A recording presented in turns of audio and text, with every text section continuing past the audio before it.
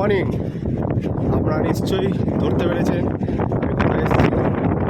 ঠিকই, এটা হচ্ছে সাগর দর্শন অতিথিনিবাস বানানো, রিনোভেশন করা সেই অতিথিনিবাস, যেটা সোমনাথ ট্রাস্টের আন্ডারে আছে এই অতিথিনিবাসটা।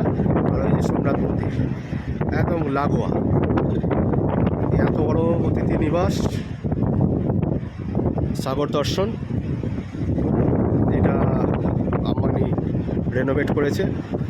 আর ওই যে সোমনাথ মন্দির, লাগোয়া সমুদ্র, খুবই হাওয়া, সাগরের তীরে এই সোমনাথ মন্দির। আর এই বোল্ডার আছে, তারপরে এই মন্দির, এই আরব সাগর, একদম সমুদ্র পার বরাবর এই সাগর, খুবই হাওয়া সাগরে। আর ঢেউ, ওইদিকে পাহাড় আছে।